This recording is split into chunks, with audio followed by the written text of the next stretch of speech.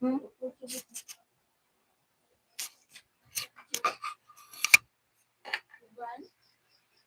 I'm like that.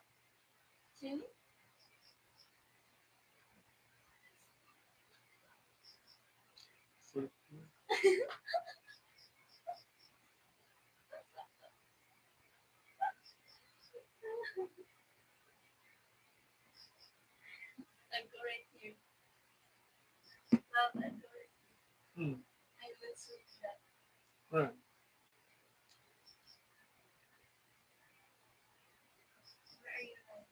Well, you know, man. Yeah. Channel animals crazy. Back home, the shorts are working, but the other ones are not. Brandon is saying hola. Hola, Brandon. ¿Cómo estás? ¿Cómo te va de lluvia por allá?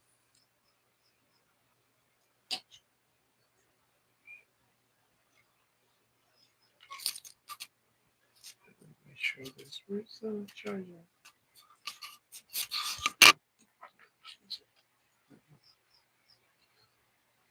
Bien, ¿ustedes qué tal? Pues we're fine, Brandon. Uh, we got tired, but from the travel, but I think it's better now than yesterday. Yesterday was kind of um, a long travel, pero ya lo bueno que llegamos con bien y nos encontramos bien aquí. No es aquí mi esposa que está todavía en la cama de que se cansó del viaje.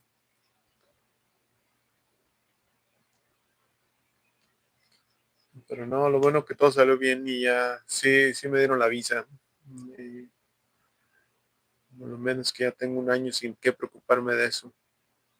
A ver. Ajá.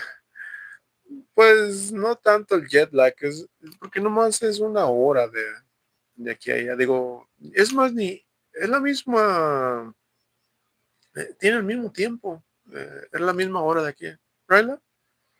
Was it the same time? It was the clock. It's the same time, right?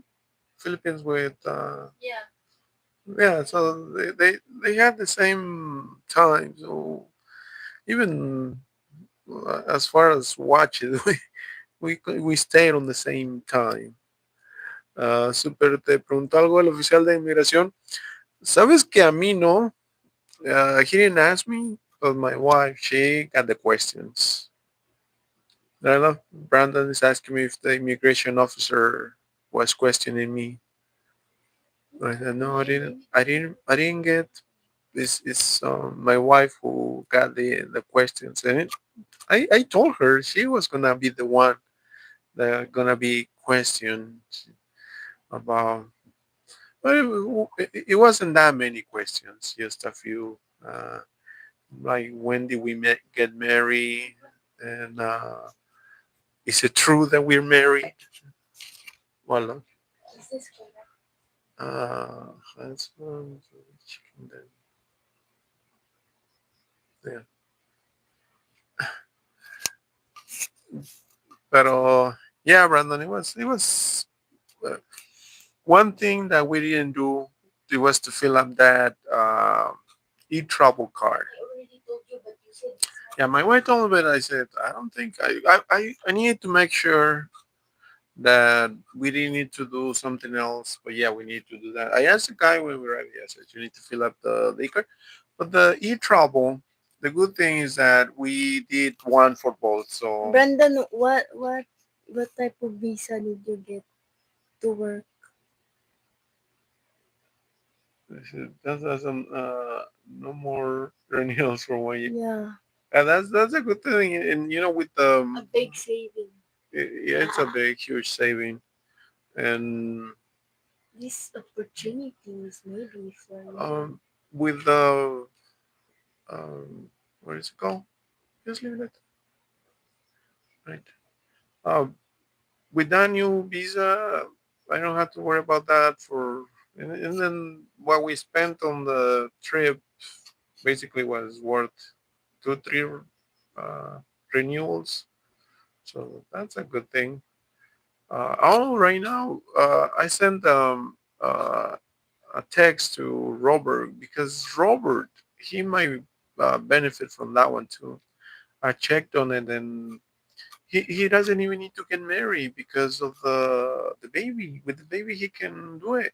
I checked online and I sent information to him, so he can do that one too. So he starts paying for renewals because right now they're getting expensive.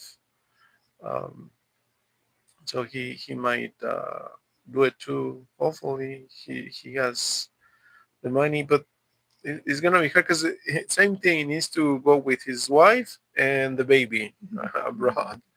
Uh, so that's gonna be a little bit expensive for the three of them. But who knows? Maybe it won't. But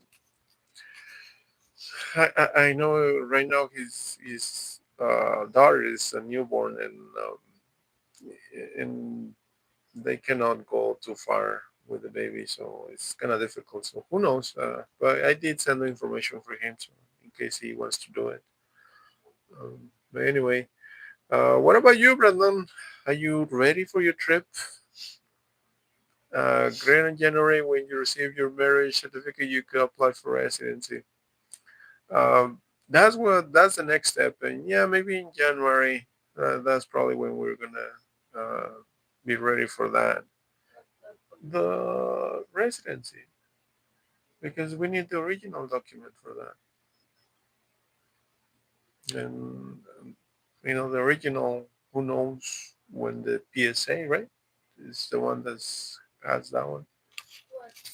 The original marriage certificate. No, we're waiting for. Yeah, we need. I need to apply for the residency, but I need the original for that.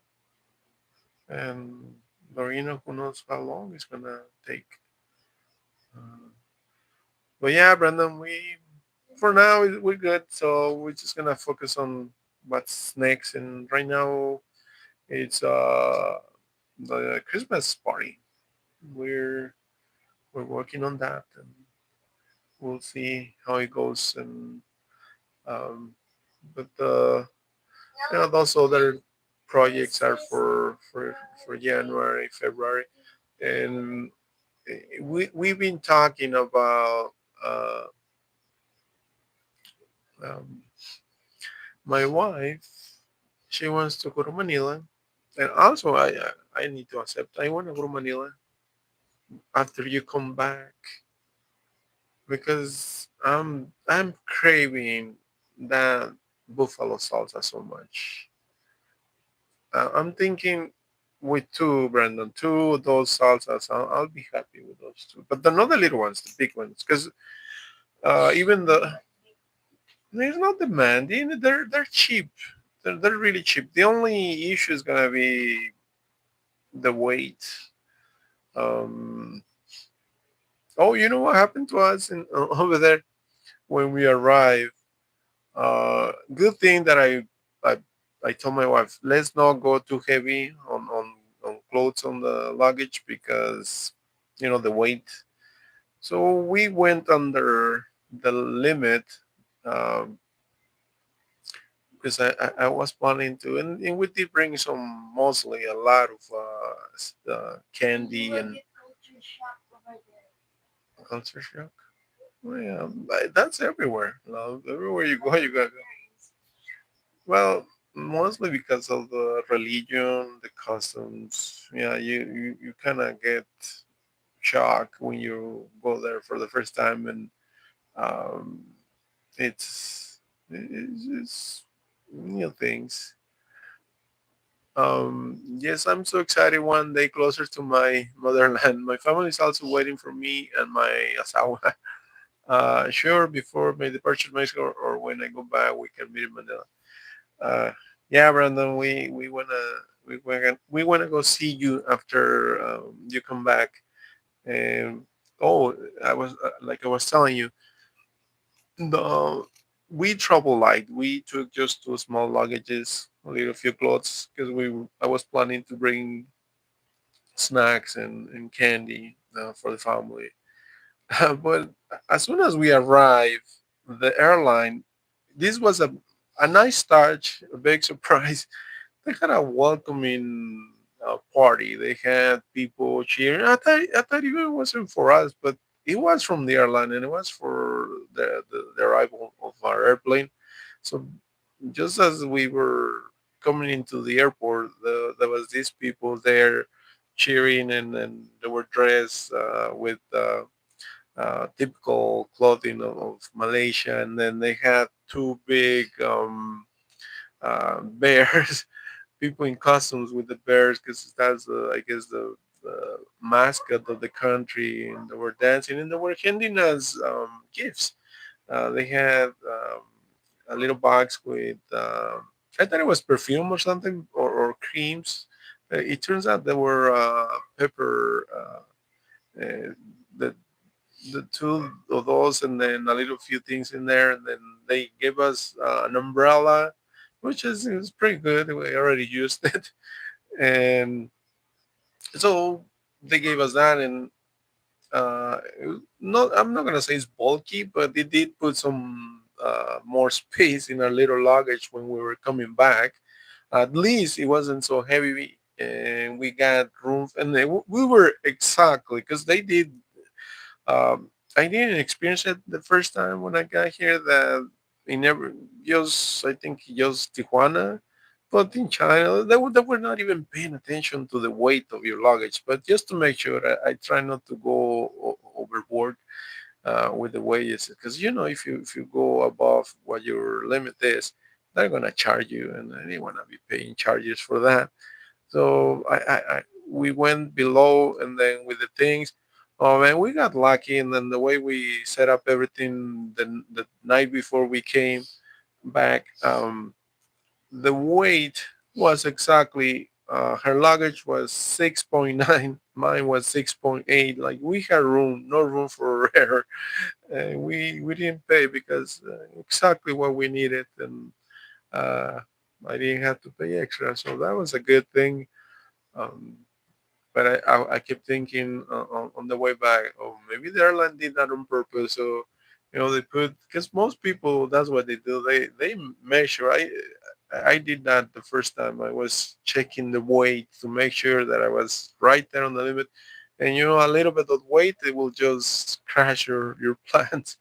Um, but I'm happy that it didn't make a difference, and we stay under the limit. So that was good. Um, but it was a nice experience to go over there. Now my wife, she keeps saying, "Oh, we should try other countries." um, well, maybe next time we'll see which one is next. Um, maybe Mexico next year. Who knows? But well, she doesn't believe that we can go to Mexico. Uh, Brandon says, "Yeah, I don't know what's the criteria with the airlines. Last March, I went to Boracay, and airline allowed me to overweight, but coming back to Manila, they wanted me to pay it. It's crazy because um, it's every airline is different, and some they do check it, but it makes no sense because the one that I took from Mexico to Beijing, which is was supposed to be Beijing and then Tokyo, in Tijuana they did check it, but in Beijing they didn't. And then when I arrived um, to to Tokyo, nothing. And then coming from Tokyo to here, same thing. They didn't care about the weight anymore. And but that was over there was a Chinese airline, and then here it was Cebu Pacific. Even I was afraid of Cebu Pacific. Let me tell you why. Because we were in the airport of Tokyo. It was the Narita airport. And I don't know if you ever been there, but the way they do it, they have all the process of, they you get your ticket, you go through security, you go through immigration, and once you're past all those lines, you going through to your gate. But along the way, they have a bunch of it's almost like a mall. You walk and there's like you feel like inside a mall. There's so many stores. And I remember in Narita, there's a lot of Filipinos coming over here, and especially because of Cebu Pacific. And this is the thing about Cebu Pacific. They let you already left your check-in luggage. You only carrying your the ones that you're carrying in the airplane, your bags. But they give you allowance of two more bags, and they tell you right there, Cebu Pacific is gonna allow you two more bags. Man, the Filipinos, they went crazy shopping in that little mall in there, and they brought, and I wasn't afraid that, oh man, this is so much overweight. They didn't check our weight on the at the entrance, and right now, all this weight is gonna add weight to the airplane, and everybody was carrying two, three bags, and I was afraid like, oh man, I sure we can do this, but I guess they overestimate weight for that. I don't know, but I was afraid on that because everybody had two, three bags on that flight, and I said, "This is too much weight, extra weight." But no, the airplane was fine. We made it to Manila, and that was just crazy. That Cebu Pacific, and then I was talking to, I forgot who I was talking to about Cebu Pacific, that they're not so, they're not so professional when it comes to the service, uh, and the way the they serve you there in the airplane and everything, it looks more like a tourist bus or something like that, not a airplane. Um, and, and I, maybe I cannot say I will not travel with them again because it's still good service. I mean, I went through without any problems, but those little things they stay with me the first time. So um, the kid, bro, my girlfriend broke up with me on Friday, so I took her wheelchair. Guess who? Man, I wish you're just kidding, man. Why is she? I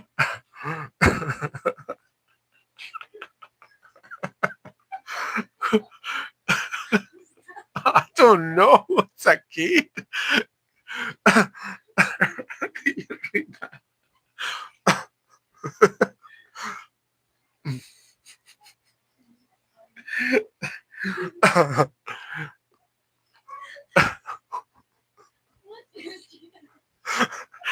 It's a joke.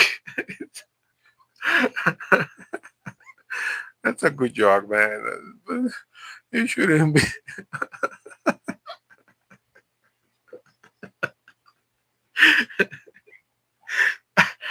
Oh man,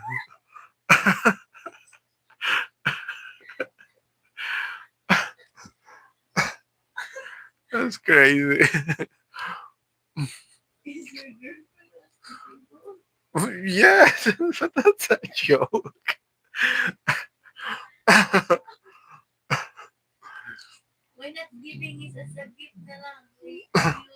you think you think he's Filipino? Kid, are you Filipino? Come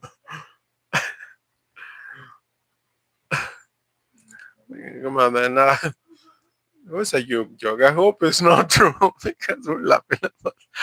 You know. Oh man. He said he's not joking. Oh, you're from South Africa. Yeah, I know you. I know I'm South African. You guys are funny, man. You're just joking. How you been, man? How's South African? We had a friend from South Africa. He's not been online for a while now. Yeah, I know you were just joking, but that was a good joke, man. um, yeah, South Africa is nice. Um, yeah, it's been changing a lot. South Africa has been changing for the last what, almost 20 years now, and it's been a kind of for the better, for the better. They've been changing a lot, and I know there's still some resistance over the changes of South Africa, but um, it's been happening for the better, and I hope South Africa continues. I not just for South Africa; it's for every other country with the same issues. And that's a good thing, man. That it must be an example for all Africa, uh, and hopefully other neighboring countries can follow the steps of South Africa. Uh, but yeah, man. I know you're very proud of your country. Um, but, I still remember South Africa back in 2010. I didn't go, but I watched the World Cup in South Africa. It was a nice, I think, one of the last best World Cups in South Africa 2010 because it, South Africa deserved it, and they did, and they did such a good job. We had a memorable. Everybody who saw it, everybody who went to South Africa for that World Cup, they had a good time over there. And then South Africans, what do you call those bubuselas? And I remember. Um,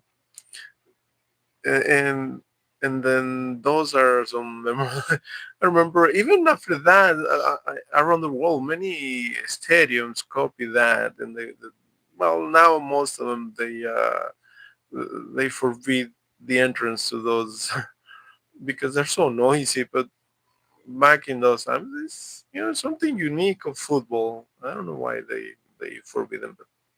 I guess in person it was more noisy than in what you saw on the TV.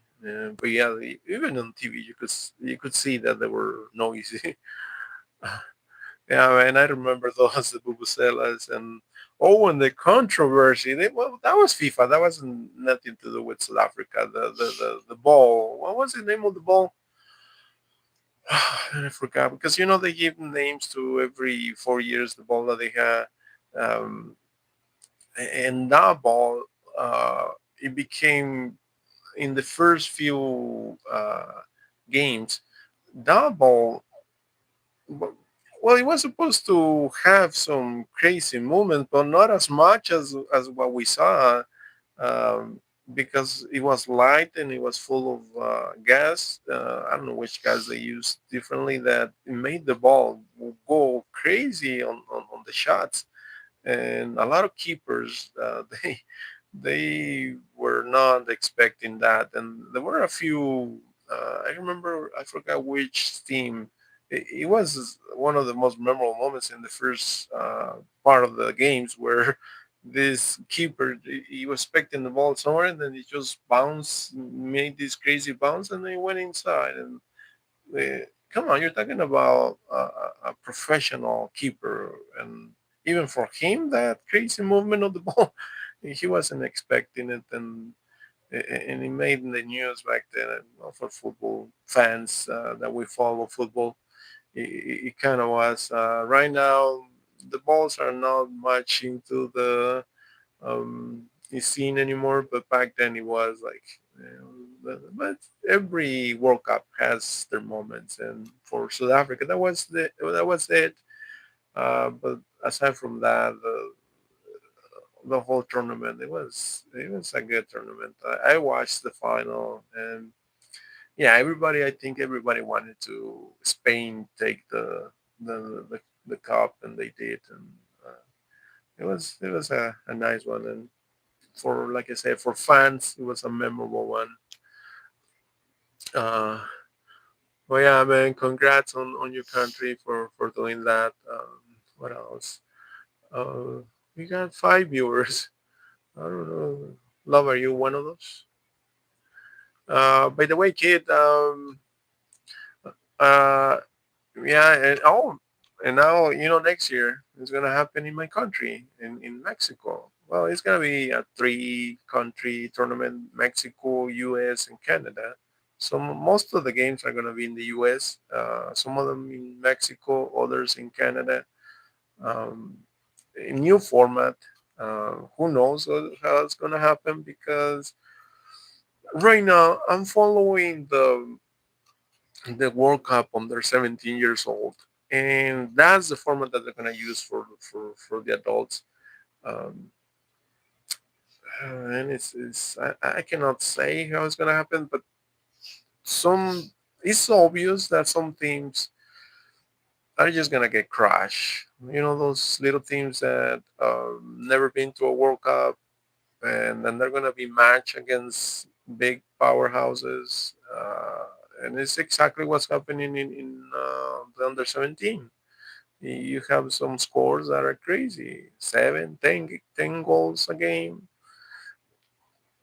Yeah, it's a nice touch for countries that never made it to the World Cup, but at the same time, for as far as the show, uh, who knows how it's gonna work. But I don't want to be negative about it. I hope, because it's nice when your country makes it that to that stages.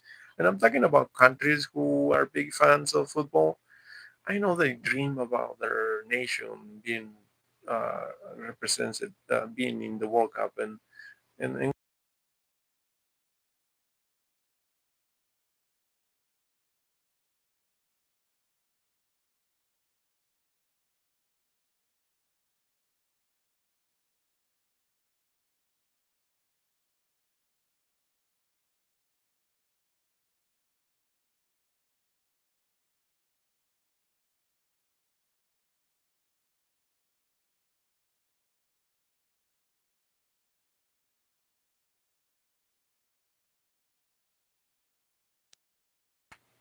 sorry, man, my microphone is from Timo, and it keeps up, and I need to change it every time.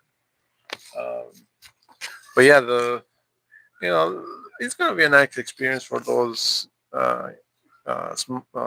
teams or countries that they never been to a World Cup, and they're gonna experience this, and it's a nice experience for the fans of that country, because football. Come on, I know some countries they don't follow football so much, but the rest of the world, yeah, we do.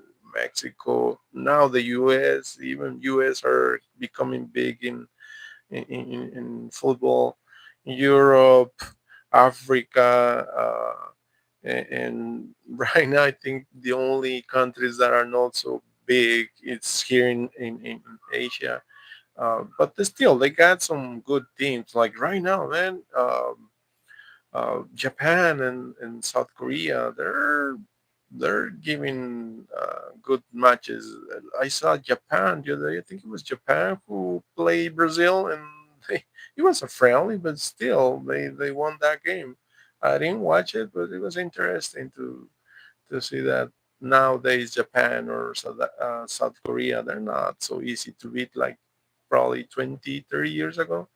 And that's a good thing about playing against some of the best teams in the world, because you get experience. Your uh, players, they start teaching other coming players to how's the experience overall, and that builds better teams for the future. And I guess that's what I want to be positive about it. That these little teams, even though we're gonna see some, that's the only one thing that I'm gonna expect. And believe me, there are gonna be some big crashing scores. You're gonna see some things being scored probably 10 goals in one game, which is in a World Cup is you don't see it so often, but now in this next World Cup, this is gonna you're gonna see it so much. There's There's a lot of teams. I don't want to say they shouldn't be there. They just it's gonna be their own first time, and uh, it, but it's all about the sport and bringing it to other places where. For me, I think football and um, all sports in general. That's the only way we should compete, not with other things. Who's that? Uh,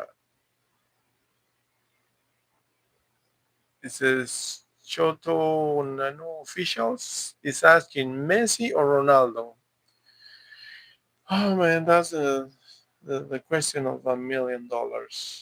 Messi or Ronaldo? I want to be honest. I like both, but overall, I'm gonna choose Messi, man. I'm gonna choose.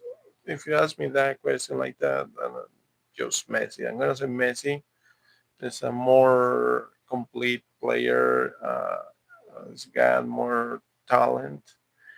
Yeah, Ronaldo has the determination, has the will, and but right now both of them they already did what they could because they're too old now. They're too old for any more football. So there's some both of them are in their last leg, and yeah, they did what they could, and pretty much that match is already done.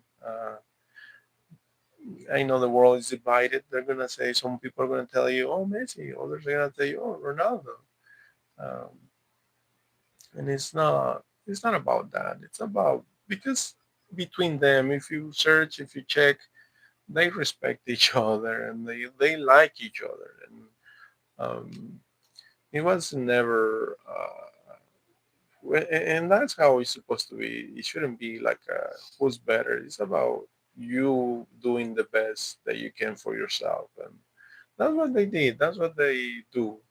They're not comparing themselves to the other, and that's how they're both of them are great in their own ways.